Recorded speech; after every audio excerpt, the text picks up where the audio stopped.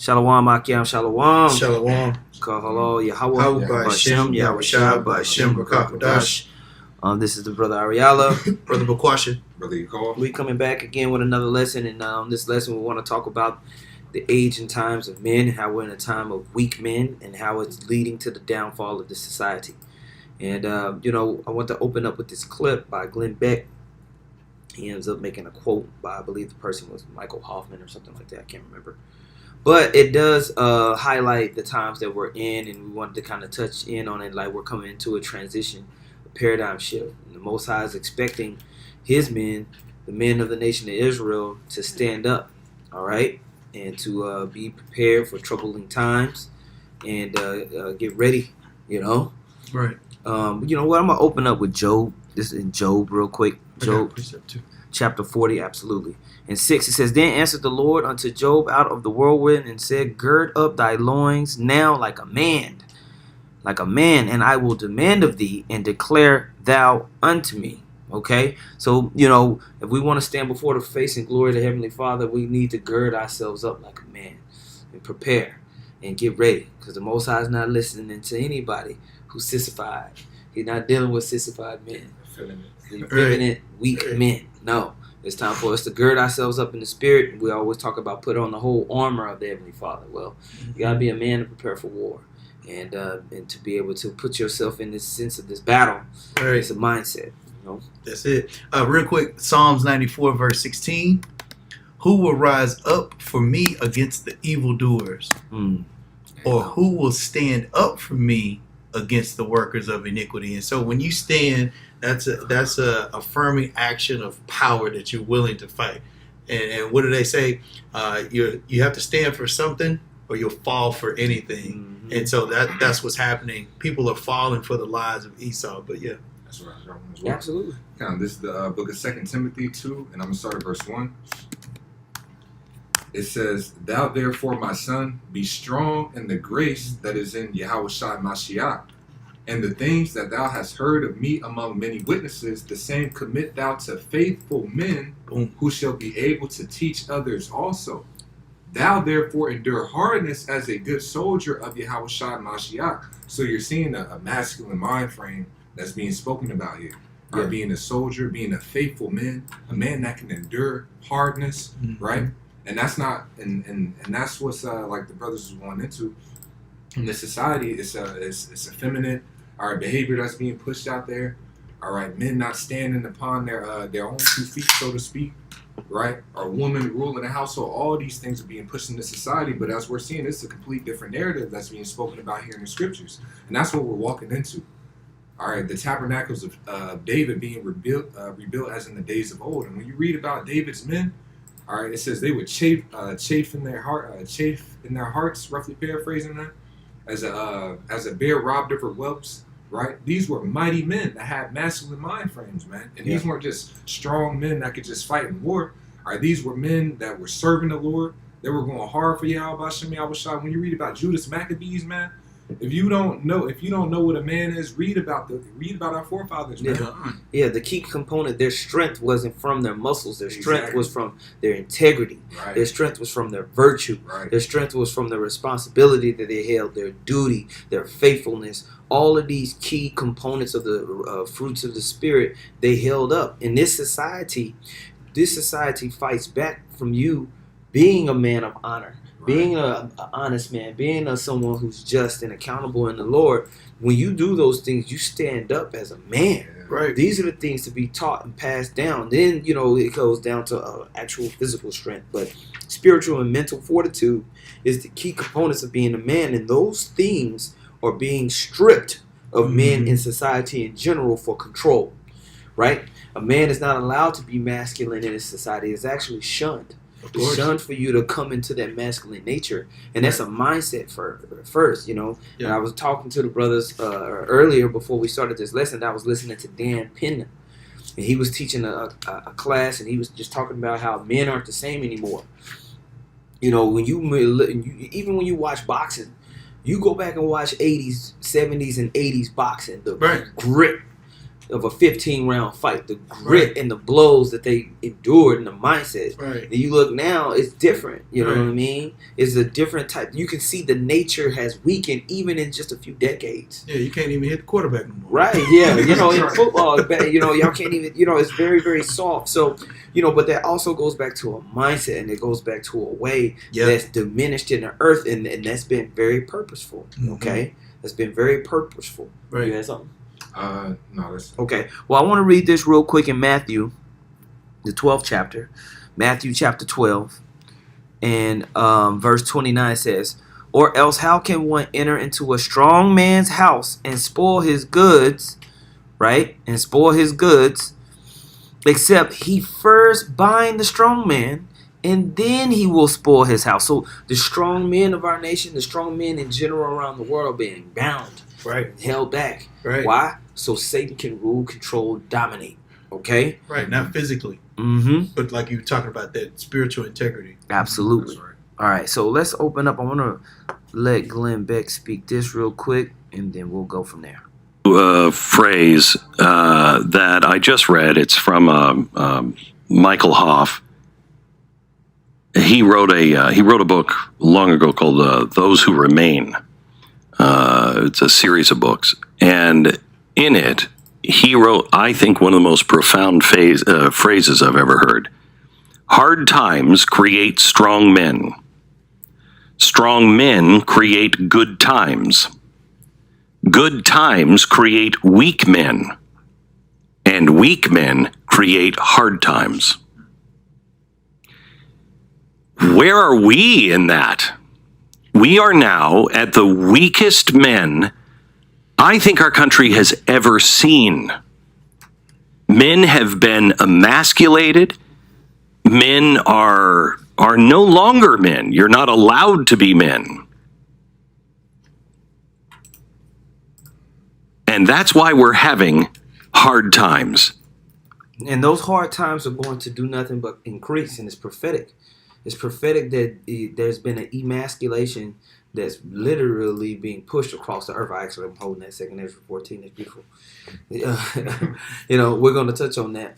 And it's the reason why is because Satan has ruled and has built himself up in this place, and it's degraded everything. We read about Isaiah. When you read Isaiah, the 3rd chapter, it talks about how, and this is a general concept in world history, is when you see empires rise and start to accumulate wealth, and the centerpiece of that empire, wherever the hub is, becomes more and more luxurious and rich and decadent.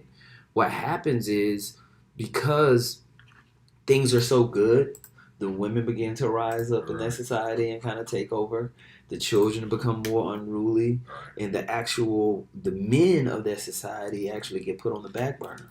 Right? We're not in a perpetual state of war, so there's a softness that kind of happens, and the need of the men, or the understanding that we need men, starts to begin to be diminished. And so when you read that in Isaiah the 3rd chapter, you see how the lack of having men in at the helm destroys a nation. Destroys a nation. And so I want to read this here real quick in Revelation, the 18th chapter.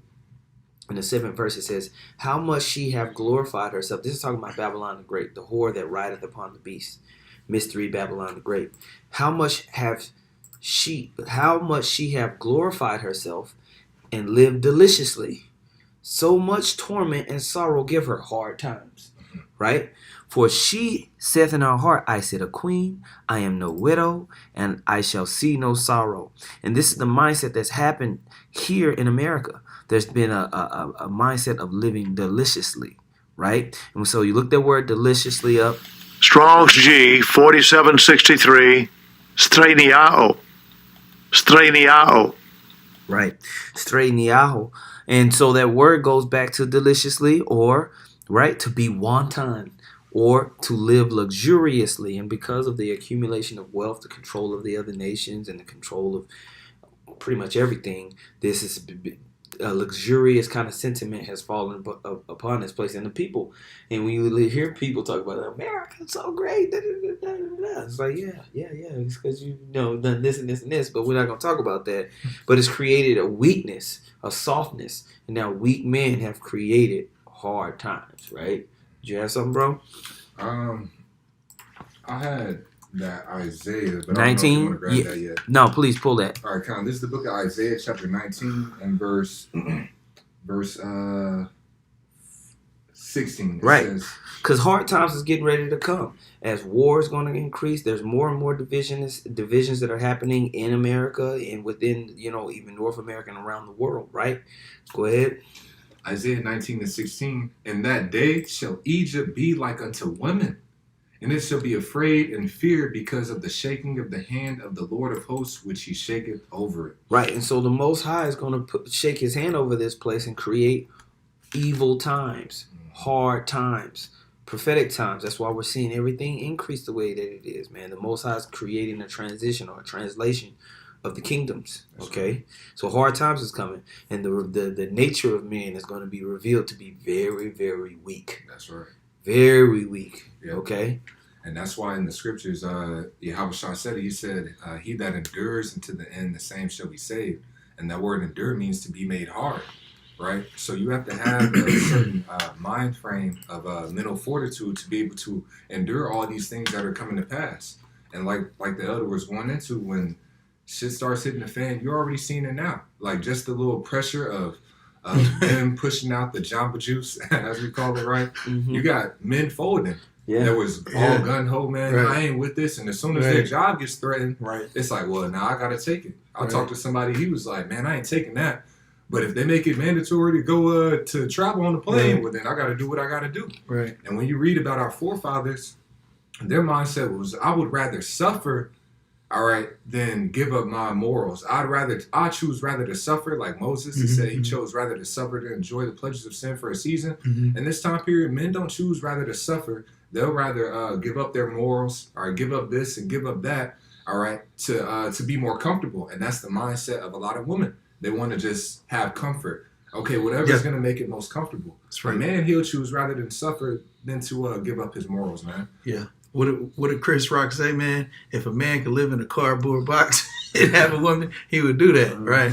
But because of women, they have to get the luxurious lifestyle and all the comfortability and all the things of that sort. So yeah, that in itself shows you the dynamic of changing a man's focus from being on Yahweh Shemi Shah even to women, And so, were you doing on that, brother? No, Isaiah, yeah.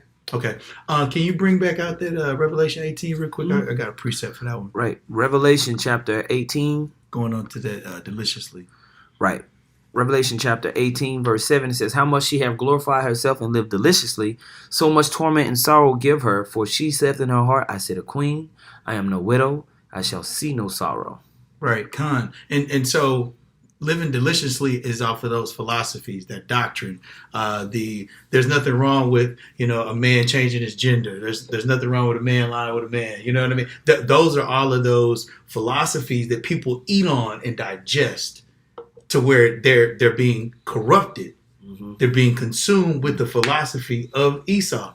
So, but they become delicious to them because they don't have the spirit of Yahweh Shemi Shah, which the men of Yahweh Shemi Shah have, which is the reason why we can stand up. We can show masculinity out there on hours upon hours, week in and week out, strong, fighting, with virility, which is that quickening spirit, of truth.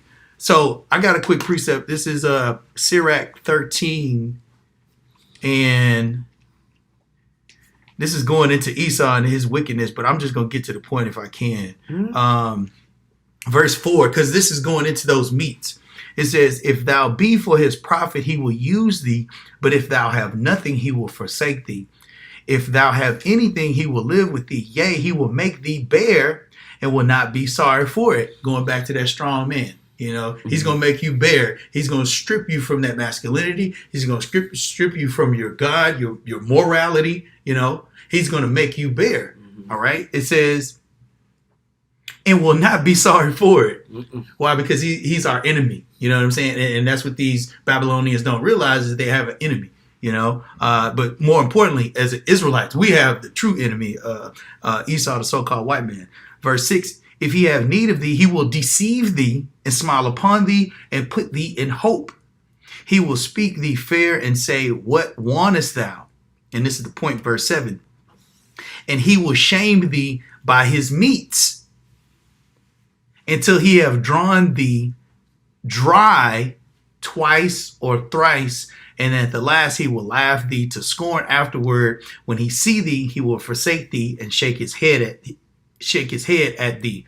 Now, when you go into one of the symbolisms of meats, because we talked about living deliciously, going to philosophies, etc., it says, what does meat symbolize? It says, it is for this reason, for example, that we commonly relate the origins of civilized humanity to the beginnings of hunting and or farming. And this is likewise why meat has been a symbol of affluence, strength, and virility.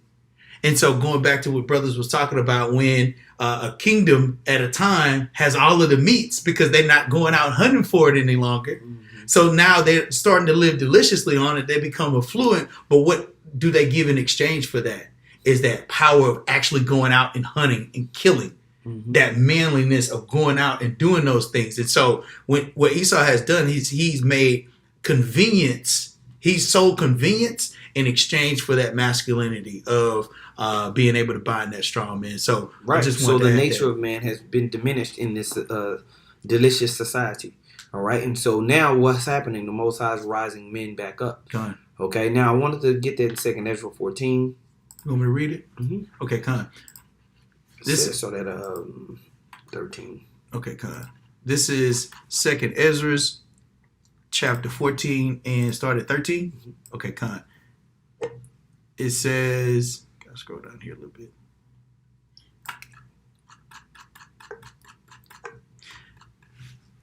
Okay, it says, now therefore set thine house in order and reprove thy people. Right, and we always talk about the Father, Abba, right? Mm-hmm. You know, the Aleph and the Ba.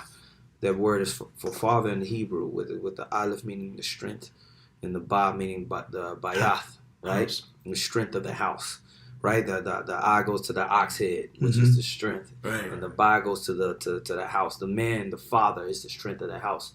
Scripture here says, "Set thine house in order." And the key component of setting thy house in order is reproving the men and having them stand up in righteousness.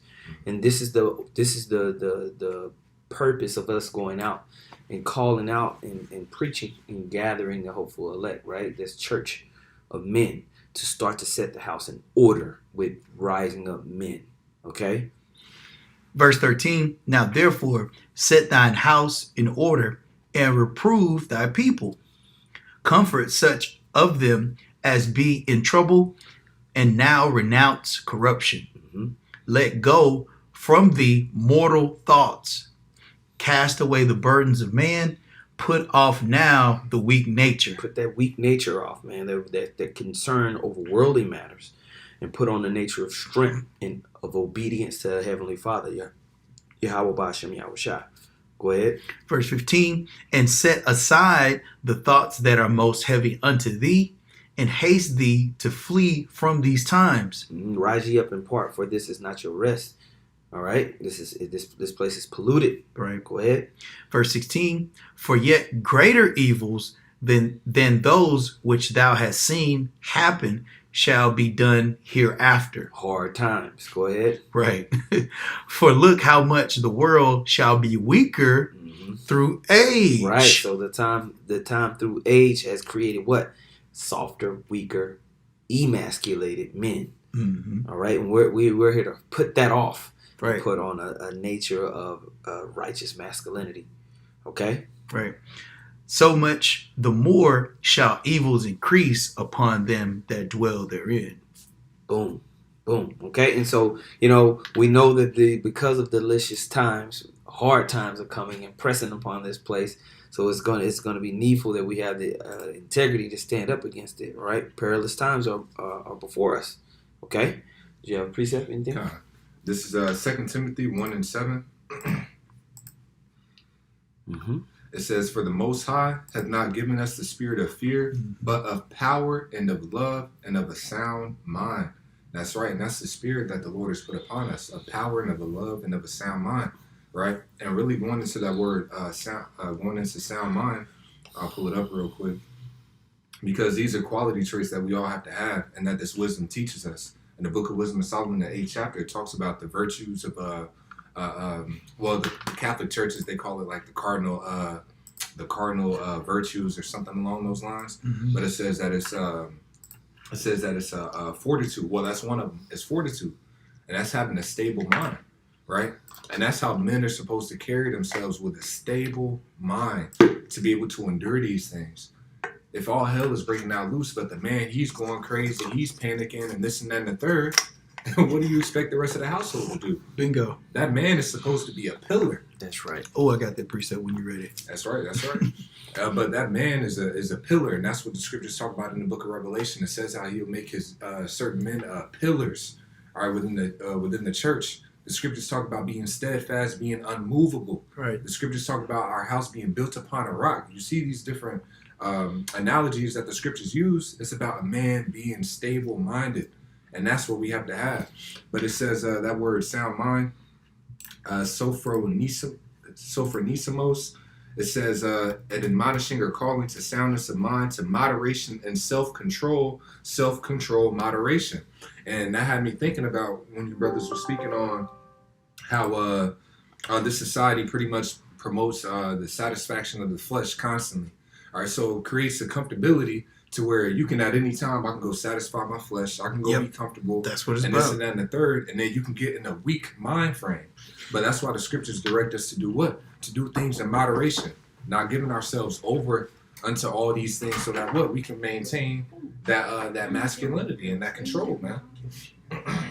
That's right. That's right. So we got to continue to press forward and build. Now, I want to get this real quick in 2nd Ezra, the 2nd chapter. It says, 2nd Ezra 2, man, and 44 says, so I asked the angel and said, sir, what are these? He answered and said unto me, these be they that put off the mortal clothing and put on immortal. Right? Put off that weak nature, put on strength, legacy. All right? Anything legacy minded is going to force you to be into discipline. And that discipline goes back to that word sound mind. Okay? So we put on the immortal clothing and have confessed the name of Yahweh Bashem Yahushua. Now are they crowned and receive palms. So you're going to receive that reward. And then said I unto the angel, what young person is it that crowneth them and giveth them palms in their hands? So he answered and he said unto me, it is the Son of the Most High, whom they have confessed in the world. Then began I greatly to commend them that stood so stiffly for the name of the Lord. Okay, and so those men that they elect are those ones that are gonna stand up in strength of heart, strength of character, strength of spirit and mind. That is what the Most High is looking for right now. All right. That's right. This is Wisdom of Solomon 5:1. Then shall the righteous man stand in great boldness. There it is. Before the face of such as have afflicted him and made no account of his labors. Mm-hmm. That's right. It says the righteous man is going to stand in great boldness. Right. I don't know if the brother had quoted it or we might have read it earlier, but it says, who shall stand for me before the workers of iniquity, man? All right. So that's the spirit that we have to have, being willing to stand up for righteousness, man. Going back to those accounts in the Maccabees, man. Those men chose rather to die, all right, than to stay in their honor by going against the covenant, man. And those are the type of men with those spirit whom the Lord is looking for. Ultimately, the Lord has to put that spirit upon us. Yeah, right? Like even with the Maccabees' mother, all right, she showed integrity, she showed virtue, man. All right, but what it says that the Lord filled her with courageous spirits. So it was the Lord that put the spirit on her, so even in the face of seeing her children slain before her, that she could be able to endure that and maintain her integrity. So this all has to be of Yahweh Bashem Yahushua, that we keep our integrity in these times. He's filling us with that masculine mind frame to be able to stand in great boldness before our enemies, man. God. You have a point? Did we bring out the Isaiah 32 yet? Okay, because the brother had talked about being a pillar. I just want to highlight that real quick. This is Isaiah chapter 32, verse 2. It says, and a man shall be as a hiding place from the wind and a covert from the tempest, as rivers of water in a dry place, as the shadow of a great rock in a weary land. So that's not going to be a weak man. Yeah. Absolutely. A weak man is not going to be a hiding place from the wind because he would blow over, Mhm. right? No, nor a covert from the tempest because it's going to be hot. You know what I'm saying? Mhm. Thermonuclear destruction, all right? You know what I'm saying? So that mediator for us is Yahweh Shai. Right. But even for, our women and our family, going back to the house, right, which is why the man is the head of the house, okay? He is going to be that covert from the tempest, a righteous man, okay? That's right. Israelite man, elect man, as rivers of water in a dry place. So not only that, protection, right? But now even nourishment, through what? What is the nourishment? The wisdom, knowledge, and understanding of the Holy Scriptures, right? I got a precept to follow that. It says, in a shadow of a great rock in a weary land. Because you don't know where you at. We're in a weary land right now. Yeah. Yeah. We don't know what's going down. Mhm. So as long as Esau is able to chip at that rock, then that rock becomes smaller and smaller and smaller. Right? Well, yeah. Well, a great rock is going to cast a shadow. If you're in a high Mhm. place, you're looking for that shadow. You're looking for that comfort. And a good man is going to be like that shadow in a place that's hot. Mhm. You know what I mean? You're like, ooh, I'm going to sit over there. I'm going to go close to that. You know what I Exactly. mean? And so that's what a good man represents in a weary land, is a place where you can sit under there and have some type of protection and covering, right? Okay. And before you read your precept to that, I want to highlight Isaiah the 13th chapter. I thought you got me. And I thought you got me on the precept. Isaiah 13:11 says, I will punish the world for their evil and the wicked for their iniquity. I will cause the arrogancy of the proud to cease. That's right. And I will lay low the haughtiness of the terrible, right? Right? So now hard times. Right. I will make a man more precious than fine gold, Right. even a man than the golden wedge of Ophir. Mm-hmm. Okay, so a man that's in the right spirit, hey, he's going to be hard to find. He's going to be more precious than fine gold. Okay, Right. so strong men, all right, tough men, hard men are going to be very, very, very rare and precious in the hard times to come.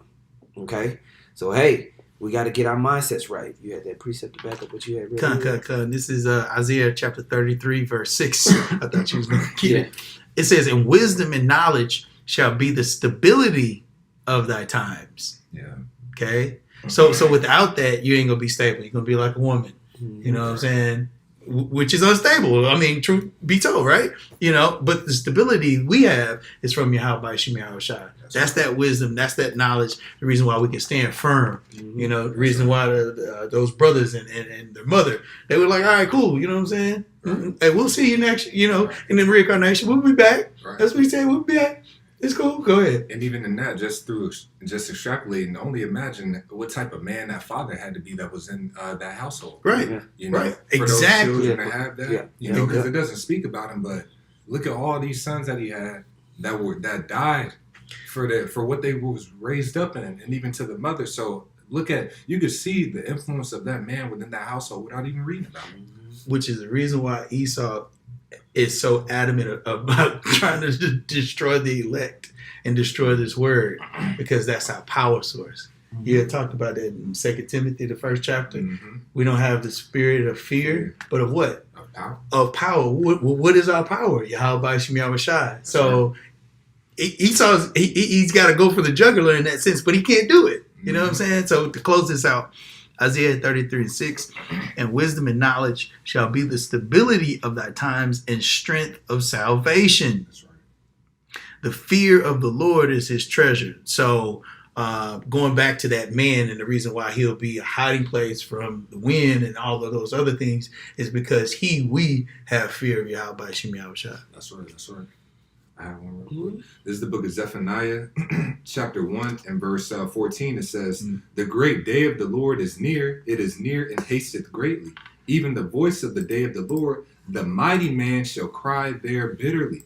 So the men, even in this society, are the few men that still try and uphold a certain masculine frame. Like you got the red pill community and so on and so forth. So you already see a rebellion towards the feminization of men out here. But even those men, right? Those men are going to fold in that day. Why? Because what the brother read, it says, wisdom and knowledge shall be the stability of thy times and strength of salvation, right? See, us having this wisdom of Yahweh Shem Yahweh Shai, that's what's going to allow us to be stable.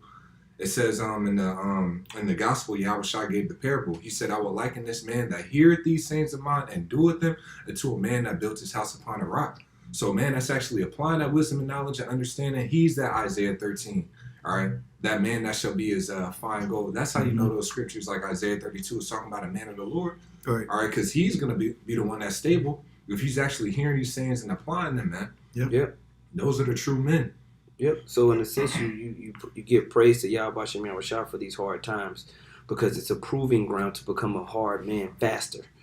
What better way to, when Goku and everything like that, they wanted to level up, what do? They put themselves in a harder situation so that they can more quickly reach the level, the hyperbaric time chamber, right? Yeah. So we've been put in the most wicked captivity in the history of the earth. So it's been kind of a hyperbaric time chamber of us rekindling righteousness within us. Okay? And that's why in the Book of Wisdom of Solomon, I believe it's the 4th chapter, it says that Enoch, he was made perfect in a short time. All right? So the same thing with us. We're being perfected in a short amount of time through the trials and tribulations that we're going through, man. And I was thinking about, as you were speaking, it's the same thing on a scale of like fasting, right? When you fast, you're choosing to afflict yourself to get that spiritual growth quick. It's like putting yourself in the hyperbolic time chamber in that aspect. You focus more, you're locked in, all right, you're putting away everything to the flesh, right? To consume the spirit, to grow in the spirit, and it quickens it. So it shows you, just as an example, those hard times are affliction, all right, not giving ourselves over to appetites and so on and so forth. Like the scripture says in the book of Sirach, it crowns our life, right? It puts us in a rulership mentality. It gets us closer to Yahweh Shem Yahweh Shai. Okay. Well, that was the point I wanted to make. Did you have any closing statements? Hey, man, so we know these hard times are coming just because the nature of men has diminished. And so there's a transition happening, man. So, Lord willing, that was edifying for you, Hakim, out there listening, man. Call halal. Yahweh Ba'Shem, Yahweh Shai Ba'Shem Rakakwadash. Double honors once again to the apostles and elders of Great Millstone. Much peace, love, and salutations to Yakim out there pushing the words of sincerity and true shalom. Shalom.